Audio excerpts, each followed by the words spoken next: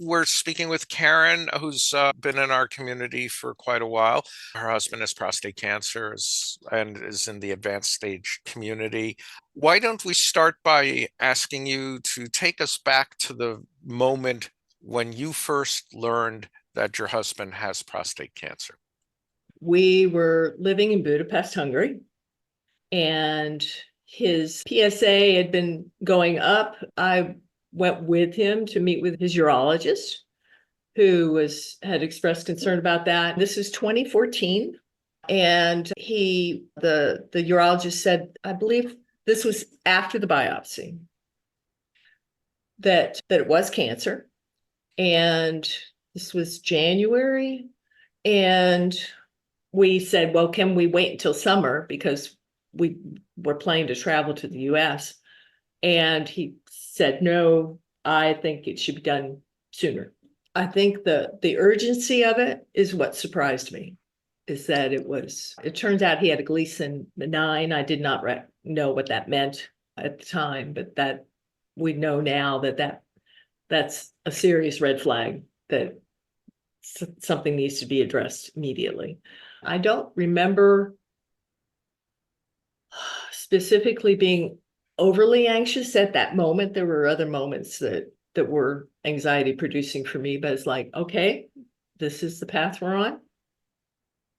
What's next? Did you take a moment to just look at each other, or did you say anything to each other? What was those moments like? Well, this is over 10 years ago now, so I'm not recalling, although I do know that we both agreed that to avail ourselves of the Da Vinci machine method of prostate removal, which is what our urologist recommended, that we needed to go to the States, and we needed to go as soon as possible. So my training has been in project management, and so this became my newest project.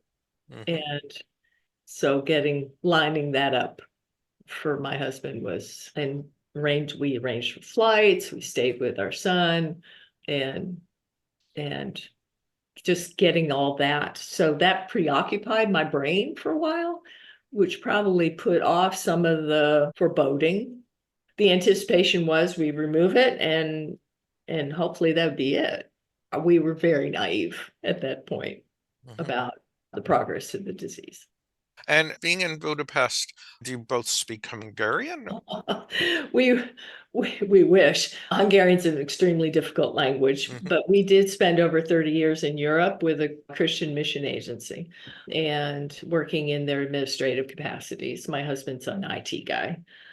What were your thoughts being diagnosed in Budapest with a doctor who speaks a different language, although I imagine Well, he also speaks English? we were Yeah. speaking in English. He was trained in the States. Yeah. They have excellent medical trained Hmm. people in Budapest. It's one of the top cities in Europe for medical care, but they don't have as much, the breadth of experience isn't there, and the equipment. So the Da Vinci machine, they did not have one of those in the country at that time. And but follow-up radiation that was required afterwards, they had the equipment for that. And so we felt very comfortable and continued the after treatment in Budapest. Okay. So you both go home that night. Do you call coworkers, whoever you have as friends in Budapest and things Mhm. like that? Yeah. Yeah. And how did that play out? How useful, helpful, or interfering was that for you guys? Oh, our friends are extremely supportive, Mhm. have been. We've got a tremendous network of relationships, both there, and we contacted our boys right away because they needed to know what was going on with dad. And again, that's a friend of mine has described it accurately, that when someone in the family has cancer, it's as though the whole family's on the bus. We're on the cancer bus together. Mhm. And so this is not just something that concerns my husband, it concerns me, it concerns my children. And that's been a helpful metaphor as we've navigated this and realized it's not just about him, it's we're in this together. So you come back to the States. How did you choose who would choose the doctor between you and your Um, husband? yeah, good question. My son has a dear friend and a connection through his church with a gynecologist, and they were close friends. So he went to him immediately. And we said, "Hey, can you find somebody in your town that could do this?" And he says, "I know just the guy," and put us in touch with that office. I followed that up with emails or phone calls, and we had scheduled surgery date for less than a month away. It was remarkable how quickly things moved. So that was that, and it went. And the experience, we've been in Hungarian hospital, and the experience of being in an American hospital was like being in a hotel after that experience. So, Hmm. and the Eastern Europeans doctors are very good, but they don't have the expectation of customer care and providing all of the answers and answering all of your questions going into something like this. It was overwhelming to us how they bent over backwards to just make sure, okay, this is what's going to happen, and then this is what's going to happen next. Like, oh, okay.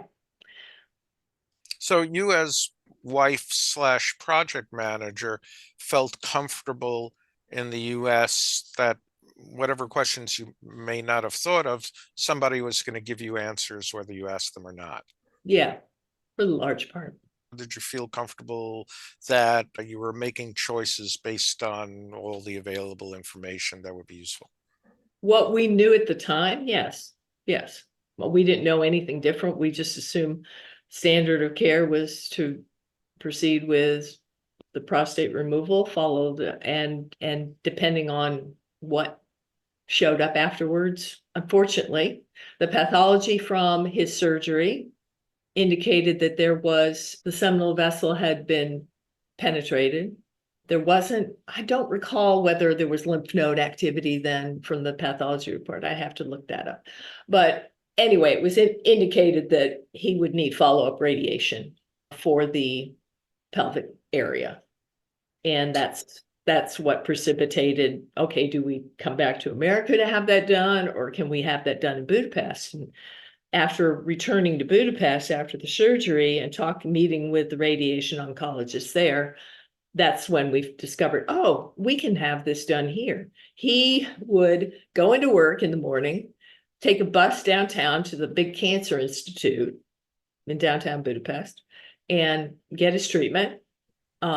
He got to be very familiar. My husband is an extremely friendly guy. He just makes friends with everybody he encounters. And so he had regular people. He got to know the doctors, the nurses, as well as other people that were coming in on a regular basis for their treatments.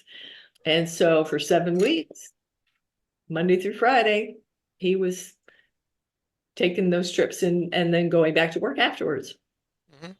The the real gut punch that I got in dealing with this whole thing was discovering that, surgery, okay, need the surgery, need the radiation, okay, need the radiation. But it was after the radiation and his PSA was still climbing. That was the gut punch.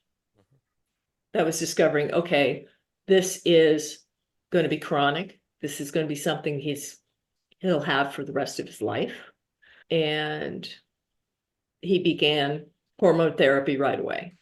And that was beautiful for 8 years. We had 8 years of naively believing that, okay, what we had understood was you take this drug and it will work for 7 to 8 years. And it did. You'll move on to another treatment. And that'll work for a prescribed period of time, and then you'll need to move on to something else to keep it under control. So in my mind, I just checked out, which is unusual for me. I just thought, okay, he's gonna just be on treatments of some kind the rest of his life, and he'll die of something else. I did not ever ask the question, what's the prognosis? Which is he wasn't asking the question, but normally I'm the one that would be raising those kind of questions, and it just never occurred to me. I just assumed that we would be okay. Well, he went to Xtandi after Lupron started to fail, and Xtandi worked for a while, but only 9 months. And then his PSA started to climb. And the second more severe gut punch was when we were back in the States at this point, thankfully. And we met with our current oncologist for the first time. And he described needing chemo, and there being other therapies out there. And so I asked the question then, okay, what's the prognosis at this point? And when he said 2 to 3 years, anything he said after that, neither one of us heard. That was a gut punch. That was like, that changed our trajectory, that changed how we approached our lives. Not that he was unaffected. The Lupron testosterone removal, we went through some really tough things because of that, emotionally for him. There were some challenges in his workplace that was really hard for him to manage and cope with. And occasionally I would see my husband, I'd never noticed this before, dissolve into a puddle of tears and roll up in a ball in a fetal position, just sobbing, and going, what's going on here? So I would guess that it had something to do, but it wasn't until after we returned to the US that we discovered, oh, testosterone removal has these kinds of effects. And it's like, okay, that explains so much of what we've experienced. And this outpouring of emotion that sometimes came out in rage, not directed at me, but just circumstances for him. And being able to understand that, wow, that was part of the side effects of his treatment. Also, looking back, nobody ever raised the topic of erectile dysfunction. And I know that's uncomfortable for a lot of people, but nobody ever suggested that there was a way to deal with that. And so we had changed our intimacy. We figured out a way forward, but it was definitely robbed us of things that if somebody had offered us some suggestions, it wasn't until I joined the Male Care Forum that I discovered that there are ways to mitigate some of those side effects. But at that point, it'd been 8 years. So that would be, but it was just, when I think back, that's the thing. I wish somebody had addressed that and said, yes, your intimacy is going to change. They didn't even tell us anything about that. And I think my husband understood that better than I did, but that was a surprise to me. Right. So as you finally found the male care group, how did you bring the people that you virtually met through male care into your lives as helpers, as partners, and as informants? Yeah. When we got this really rough prognosis and understood that in order to keep him alive, everything else was going to be starting with chemo, he's going to be facing detrimental things they'll take him down even more than the hormone treatment did. And so I went looking. Then I began to go to the internet and look, and I looked on Facebook groups, which were awash. There was a lot of emotional venting of wives that were being poorly treated by men on hormone therapy, but I didn't relate to those women. My husband he's an extremely kind guy. And so I was just, after reading some of that stuff, I was grateful, but it was not helpful. And somehow, somebody on one of those Facebook groups mentioned, if you want some practical help, there's this forum called Mail Care on Health Unlocked. And here's the link. So that was my intro. And I found some incredibly sound, uh, across the board gamut of positions about the approach, but what we were wanting to know, okay, what's standard of care right now? What should we be talking to our doctor about? And my husband's approach to all this has been, I'm going to let you do that because I can wade through the information. So I'm kind of I triage the info and decide how much of it will be useful to us. And he trusts me with that. And I inform him of things. He'll check in occasionally, but he leaves it to me to raise questions as needed to garner what I get the synopsis email every day, and I check in on, and at this point, I'm not looking at every single post, but the ones that seem to address issues of people that are further advanced, which is where we are. As you read about women who their quality of life is severely impacted by men who have hormone therapies and such, and the gratitude you must have had for the wonderful relationship you have with your husband and the love you share and caring and consideration, what did those stories tell you about the state of cancer treatment for prostate cancer in general? A lot of it was women who were dealing with husbands who were in great denial and not wanting to discuss their condition. That has not been the case with my husband. I'm grateful for. So part of it is, as you say, the medical people aren't being educated about how these drugs impact somebody. But there's just a lot of men who are resisting the idea that they're dealing with a life-threatening condition and don't want to talk about it, and certainly not getting, especially where it comes to their manhood, not being able to come to terms with that, and it becoming just a really difficult rupture in their family life because of it. Right. And a rupture in the life of the wife, Yeah, of the partner, of the spouse, very of the much. husband, Yeah. the sense that you've journeyed with your husband through this for 10 years, surely that's impacted your life, your health, your well-being, and your happiness. Can you talk about that, please? Hmm. Uh,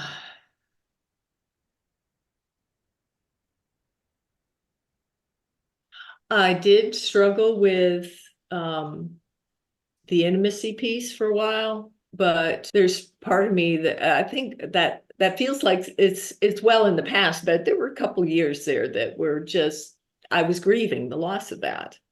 And I think we're both at a place in our relationship now where our companionship is solid. We have a lovely history of intimacy, and we're content with that. And I think getting to a place of contentment is a process, and it'll be different for every couple. So that was a big impact on me, and that was the challenge of that was, who do you discuss that with? It's just not, there are very few people who understand well enough that you can even bring it up. So that was a very private journey. The rest of it had, as I said, we had incredible support. We had a friend who was diagnosed shortly before my husband was, and his was an Agent Orange related exposure, and very aggressive, and he died within 2 years.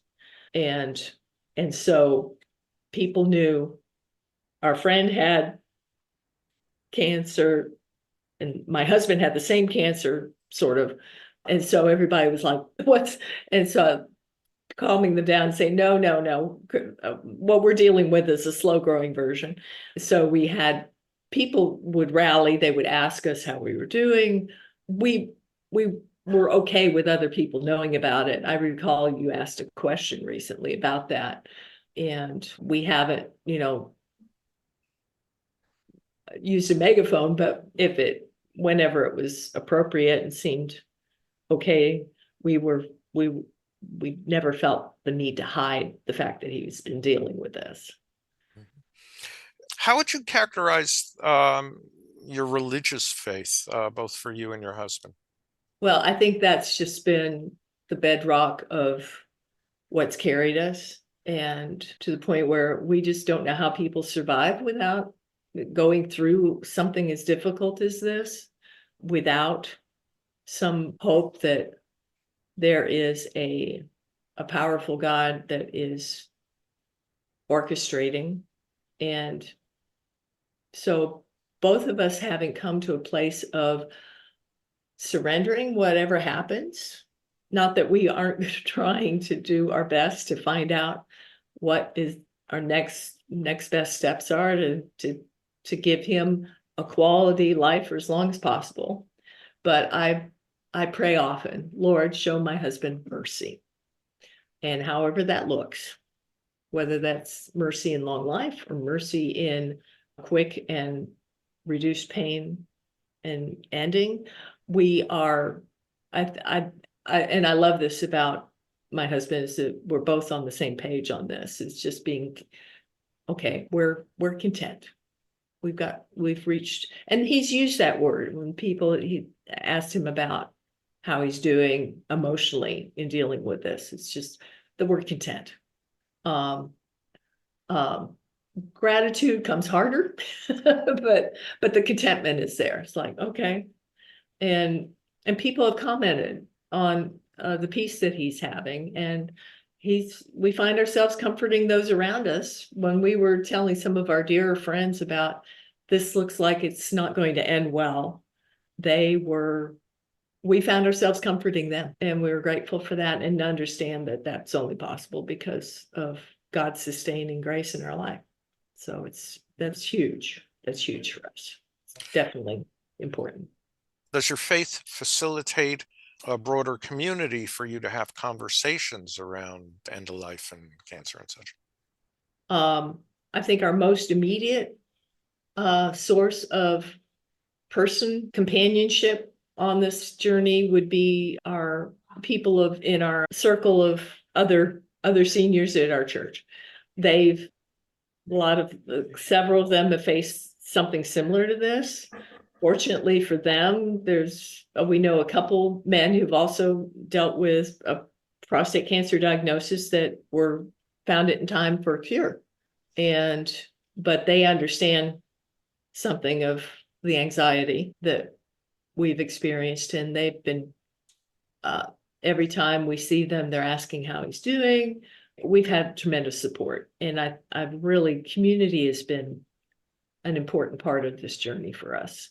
I've got a couple girlfriends who've said, okay, we're with you for the duration, anything you need, whatever happens, practical stuff, but just talk if you want. It's been lovely.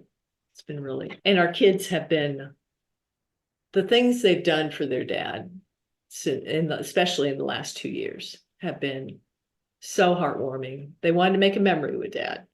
We used to go to the Alps a lot for vacations, and suggested we could go to the Alps, and we went, Dad can't climb hills the way he used to. But fortunately, last summer his health was good enough that they spent a week together in England, visiting some places that my husband always wanted to go to. And getting to do that with his sons, and his sons making the sacrifice, and their families making the sacrifice, for them to do that was an incredible gift. Our oldest son got married this summer and moved up the wedding just in case Dad's condition might not be really great next year, not knowing what that might be like. And it was such a joyful occasion. And partly because we knew they made sacrifices to make it possible for him to participate. As wives and husbands of gay men with prostate cancer are listening to this, what would you suggest for them to tell their spouses, partners, husbands, and wives? This is what I need from you. Hmm. I think being able to discuss things freely is huge. And I've never really had to ask that from my husband because he's been very willing to do that. I mean, we spent quite a bit of time in the last year and a half, him educating me about our financial situation, things I need to know about, our homes that need our cars and what it takes to maintain them, just very practical things so that I'm prepared when I have to do that by myself. So that would be something I would wish for every woman to experience from her husband if they were looking at that. So to spend time, days, a week or two, perhaps, just creating a how to do life manual without me. Yeah, we have a red folder that's got all of, lists of all of our bank accounts, all of our, everything that I would need to know regarding our finances, where to find important documents. Yeah, so that I'm feeling I don't have a full understanding of all that.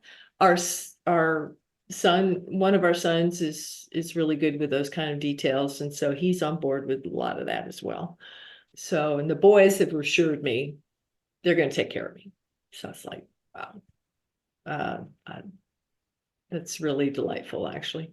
Other things I would want my husband to know that he has the freedom to ask me what he needs from me.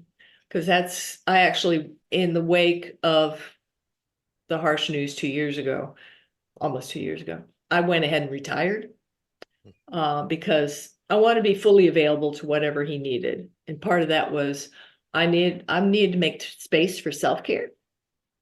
And I loved my work, I loved my colleagues, but I really, it would have been a lot to handle. And I'm just having the freedom to go with him on appointments, to travel to see our family without having to worry about making up work. So being able to step away from that and then devote myself to whatever was needed for his care has been, I think I'm really proud of myself that I was able to make that decision and follow that in impulse, and it's paid off. There have been times that would have been really difficult to hold on to all the things I was doing. So What else does self-care look like for you? I'm part of a local choir that is very life-giving for me. So being able to rehearse and perform with them has been great. He was participating in that as long as he was able. It's gotten difficult because sometimes he just is too fatigued to be able to deal with the rehearsals. He's had some other side issues that made walking difficult, that not related to cancer, it's just a back problem. But he's very pleased to let me do these things because he knows I need that kind of space.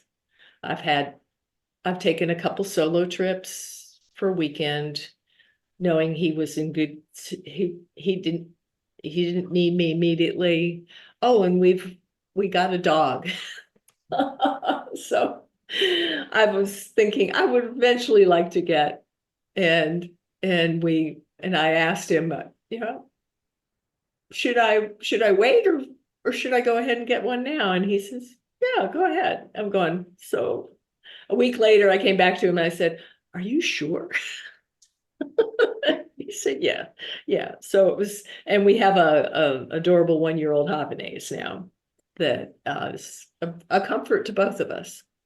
As we close this out, can you think of, two or three things, hints, ideas, suggestions, things that other wives would benefit from your experience? Yeah. I'm in a much better place now than I was a little over a year ago. When we first, I think the first 6 to 8 months after looking at as my husband says, he has an expiration date. We don't know what that is, but he has one. And there was some serious lament going on, and finding words to express that, being able to both of us process that together and separately.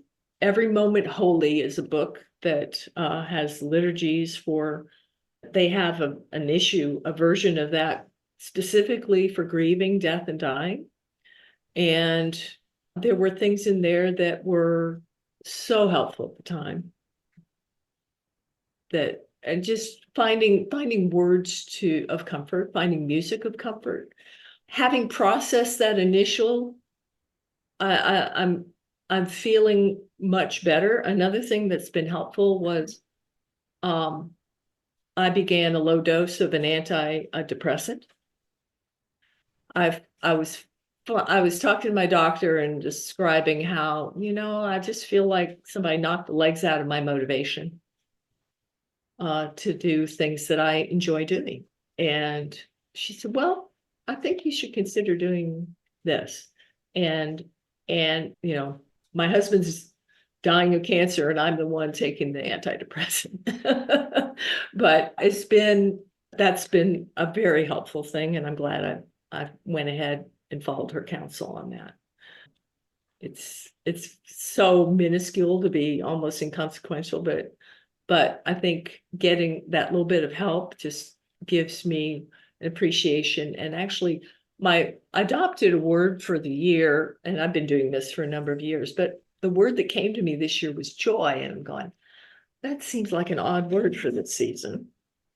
But with this lightening of my heart, having processed some of the anxiety and surrendered it, and having walked with our family through my son's wedding, which was utterly joyful, I think I think that word is playing out quite nicely this year. Karen, thank you so much for Okay. taking time with us today. Your thoughts and wisdom have been helpful, and I hope everyone, they I'm sure, help someone else. Yeah. yeah. And it's an honor to have you in our community, and we're all grateful that it's helpful Well, to you. I feel like the people in the community are trusted friends, and it's been really wonderful.